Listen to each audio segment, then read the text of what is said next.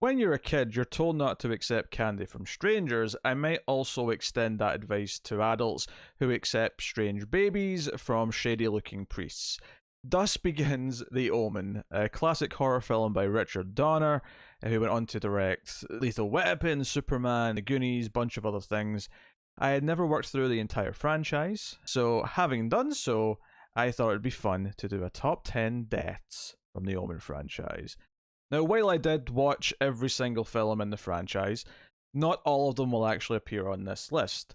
In fact, the only noteworthy death in The Omen 2006 is the art of acting, anytime Liev Schreiber tries to show an ounce of emotion. Number 10, from Damien The Omen 2, this is the train connector death from late on in the film. The uncle character, who is filling in for Gregory Peck, is only just really beginning to believe that Damien might in fact be the Antichrist. He wants to get a look at this mural, this ancient mural that has Damien's face on it, this prophecy that he will be the Antichrist. He goes with the museum curator to the train yard where the shipping crates with all these deliveries of these artifacts and whatnot to try and get a look and confirm that Damien is in fact evil and is responsible for the death of his own son. While this is all going on, the museum curator gets trapped in the connector of two train cars. It's not overly visual, this one. You don't necessarily get to see a lot of it. There's a great scream and a great sort of rush moment as it's happening. This is one where it's kind of just there and scrapes onto this 10 because it's just a fun idea. It's a fun, over-the-top idea. And of course, the uncle comes out and finds him afterwards. So it's a fun death. It's not the most visually brutal. It's not the funniest, but it's one that stuck out. Just when I thought The Omen 2 was out of anything to give me, it gave me this little sprinkle of magic towards the end that gave me a good chuckle. Number 9's from The Omen 3, The Final Conflict. And this is the one where Damien's actually an adult, played by Sam Neill. The plot is revolving around the fact that the Second Coming, meaning Damien's rival, the God's version of Damien, is coming, and they theorize that he was born in a certain time frame. So they want to kill every baby that was born between the hours of a certain night. There's a bit of a montage showing various deaths here, but the one that worked for me here and made me laugh maniacally. There's a mother pushing her baby in her carriage down the street, and she's hitting the head with, I think it's a ball. The stroller just goes down the hill, down the street. This isn't overly violent or anything, because obviously they're not showing the baby or what happens to it. This is one that's made kind of funny, A, because of how it starts, where it's just, the stroller's knocked away from the mother, but there's little details like the oranges rolling away and the ball rolling at the end of the scene. There's a lot of just little visual cues. It was right at that perfect point of the film where I was honestly very bored because the movie really slogs in the middle, and then this just kind of woke me up because it was this over the top. You do see the carriage get hit, it does go over. It's pretty obvious there's nothing in it, to be honest, which just I guess makes us feel okay as the audience that we can laugh a little bit at this. Number 8 comes from the original Omen, and this is the death of Catherine, the mother character, Gregory Peck's wife in the film. Gregory Peck has become very concerned for her well-being, so he phones her and tells her to get out of the hospital. He's busy off on the other side of the world looking for answers and trying to figure out what Damien is. She's a little confused by the request, but she does get up and she's struggling to try and get her clothes on because she's got like a cast on her arm. This is the first death we've had from the original film, and it should be very clear in the clips for these that the direction in the original film is vastly superior to the sequels. Here's no exception, because as she's trying to get her clothes on, and she's really struggling, she can barely move with this cast on, so she already feels vulnerable in that sense. The evil nanny appears. The cinematography is beautiful. These close-ups of the eyes, this build of tension where Catherine realizes she's in danger, and we cut to outside the building. We cut to outside the hospital and we see an ambulance arrive. And then we have this glorious shot, it looks like a stunt woman to me, jumping, or being thrown out the window, I should say specifically, and landing in the back of this ambulance. It's a pitch perfect death. You have the build-up of the suspense, you have the close-up of the eyes, and you have the teasing of what's about to happen. And one of the things that the original Omen is so good at is that it always pays off whenever it does tease something big about to go down. It never feels like a limp ending, or it feels like it's promised and underdelivered. And it's not a bloody death, it's not an overly splashy, gory death or anything like that, but it is spectacular. You do get this spectacular stunt of the fall itself going out the window. And then you have the neat bow that ties it all together with that ironic ending of landing in the ambulance. That's something that we associate with saving lives, something that we associate with help and survival. It's almost like the Antichrist is mocking our institutions, is mocking that we have anything to go to for safety. So it thematically ties into the film in a way that's really devilish, to use a word, pun intended. For number 7, we go back to the Omen 3. This is the death of the ambassador. Quite early on in the film, this is the ambassador to the UK. Damien, you see, wants his job, so he has to be taken out. So we see the ambassador walking through the park. He's having a nice day. He's on his way back to work. But of course, one of the staples of the franchise is the evil dog staring at him. This is one of these deaths where he's put in a trance to essentially commit suicide. What makes this so special, though, is that the suicide is very elaborate. It's a very elaborate suicide. It's a little bit over the top. We see him walk all the way back to his office. Like a zombie, he passes several people. He says very little, but he sets up this elaborate trap where he ties rope or something around the door handles and has it leading to a gun that he's got under his desk. And ultimately what happens is that when the people who are coming to see him get there for a meeting, they open the door and it triggers the gun, and we see his head be blown off. It looks quite good. There's a fun build up to it because there's people walking towards, and you kind of start to get the gist of what he's doing. The setup and payoff is there. It definitely made me a little bit more excited for the rest of the film than I probably should have been, because this death was so much fun that I thought, oh, maybe Omen 3 is going to be a blast. And honestly, most of the deaths kind of sucked after this, barring the one that we already mentioned earlier. A neat detail that I really like is at the end of the scene, after the gunshots went off, and we have a couple of quick shots, of course, of the actual sort of the head popping. There's a moment where you can see the ambassador's leg twitching under the desk, which I thought really just sold it beautifully. Number 6, we're going back to the Omen 2. We have the reporter lady, who is one of the earlier characters in the film to start to really investigate Damien and suspect who he is, what he is, and of course for that she has to die. She's driving away from Damien's house, and the car mysteriously stops working, right? This evil raven, working on behalf of the Antichrist, attacks her. It chases her down the road and grabs at her hair and pulls at her hair. There's wonderful close-ups of the hair getting pulled, and she's acting all scared and screaming and waving about. Eventually she ends up getting attacked so much by the raven she goes down into a ditch at the side of the road. Then she's like got blood all over her face, you can barely see. She's stumbling back into the road, all disorientated. But of course, there's a big truck coming down the road, and we end it with her actually being hit by the truck. We have the shot of the truck coming towards her, her reaction and realization she's about to die. Cut to a shot, a dummy of this woman just sort of flying up over the top of the truck, which is kind of hilarious when you really think about the physics and the trajectory and the angle of which she had to like fly in that way. It doesn't really quite work, which makes it funnier than it should be. And then you have the really obvious shots of the dummy being run over by the back wheels as it's left there at the end.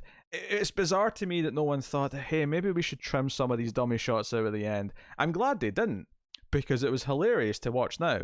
If I was to give it some credit, I do actually think there's a nice choice here when it comes to the actress's wardrobe. And by that, I just mean the fact that she's in a bright red coat. So I especially liked it when she's running down the road from the Raven. You know, we're in the countryside, it's all natural greens and greys and browns, but she really sticks out because she's got this red coat. It's like she's a target. And I thought that was a neat little direction, a bit of the art direction. And some of the close-ups of the Raven clawing at her hair do look quite nasty. They do give you a feel of like the chaotic nature of the whole thing. But ultimately, this is a really silly, over-the-top, so bad it's amazing death, and I'm okay with that. For number 5, we're sticking with the Omen 2, and this is the death of one of the doctors in the film, the doctor who is essentially discovered that Damien has jackal DNA in him, and he wants to warn the main characters, as you think he might, but he's working late, he's alone in the lab/hospital, wherever he may be, and he goes up in the elevator, and this death is silly and over the top, but I will say, unlike the poor quality of the reporter death, where it's kind of silly because of how bad the dummy is. This is actually a death that is over the top and silly, but the execution, and by execution I mean the practical effects, are actually quite good and really fun.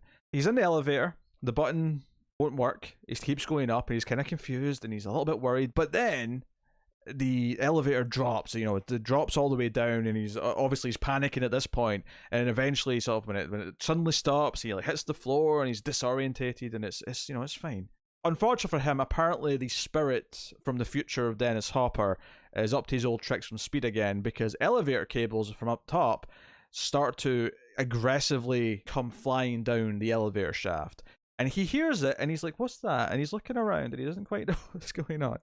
The elevator cable, which is, just speeding down this elevator shaft, cuts through the entire elevator car and goes through his body, because he's still lying on the floor when this happens. Obviously, it feels like it takes quite a long time in the scene, but relatively speaking, you imagine this is all happening very quickly, but we're cutting around different angles, we're doing some of it in slow motion.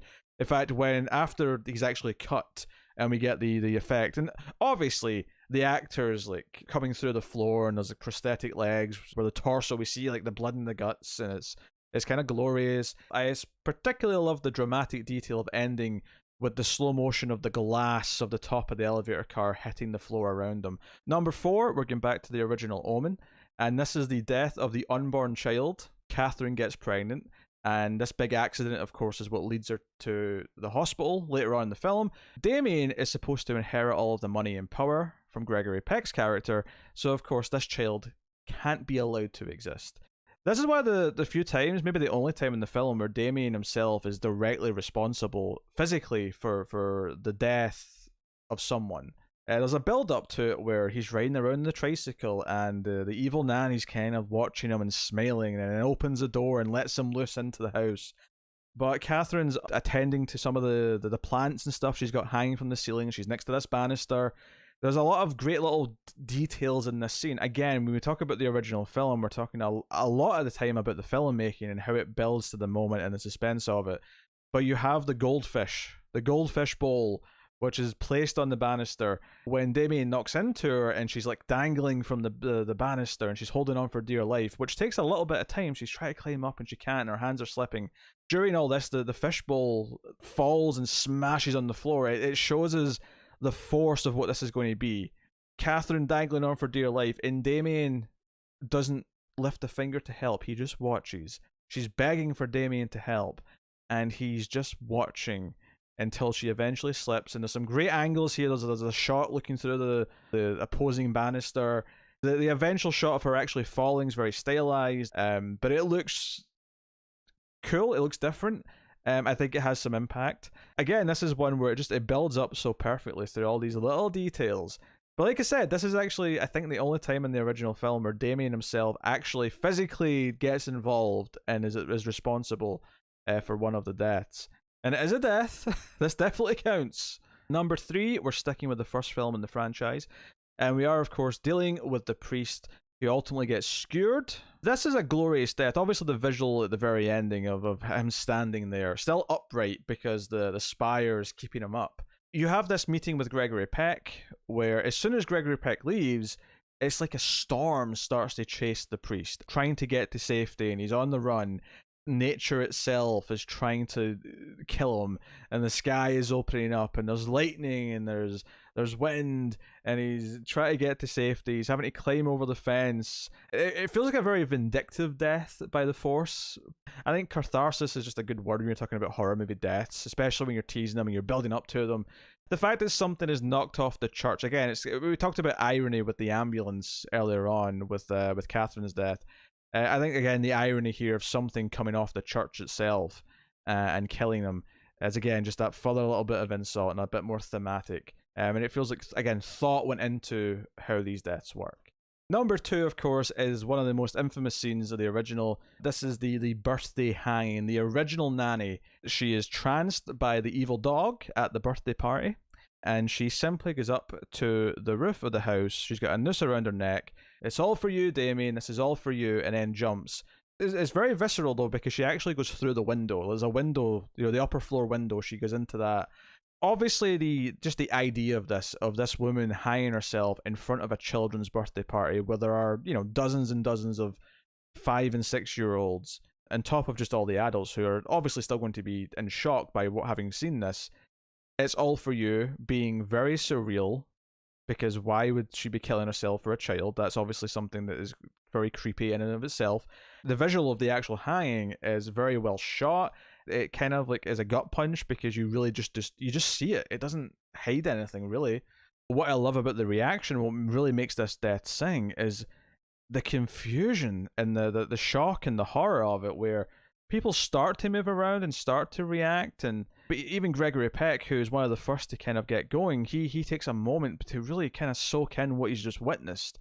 An unnatural horror is because there's certain things that we understand. If there's a car accident or something like that, if someone gets hit by a car and you see it, you might be in shock for a second, but you fundamentally understand what a car accident is. But there's something so surreal about her choice to do this here, about the audience she does it in front of, the presentation of it. Not to us, not the way the movie presents it, but the way she's presented as a character to the other characters is so weird and poignant that the reaction of like just horror mixed with confusion just sells it a lot better. Where like, what is that? What's going on?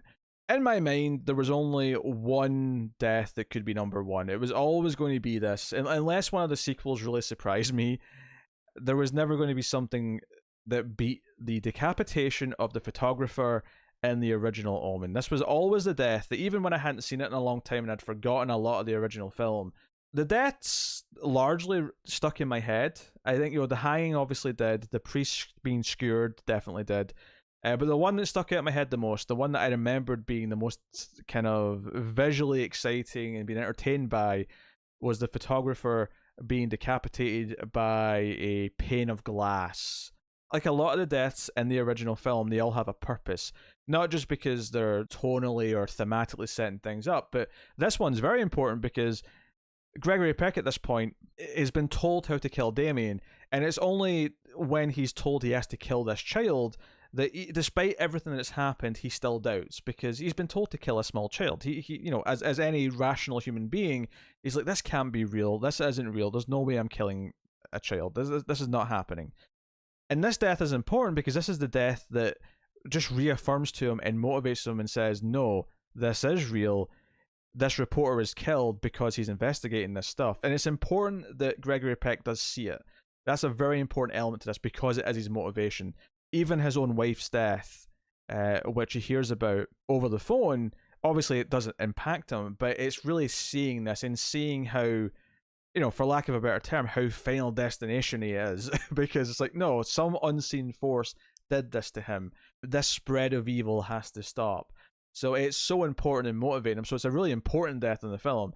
And that probably adds to it because it comes at this big sort of like turning point in Act 3, this big turning point to really motivate the ending. The actual decapitation of the head bouncing on the glass, the slow motion is just so memorable. It's so spectacular.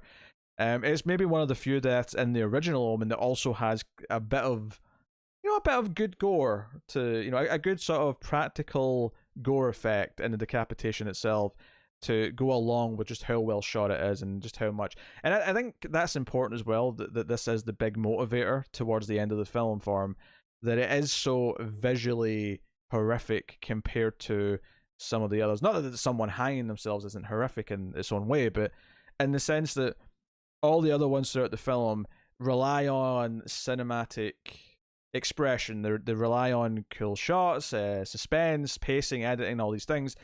This one, because our main character, gets to see how horrifying it is, that's why it is the most horrifying one. This is why it is the most graphic. That's my top 10 deaths in the Omen franchise.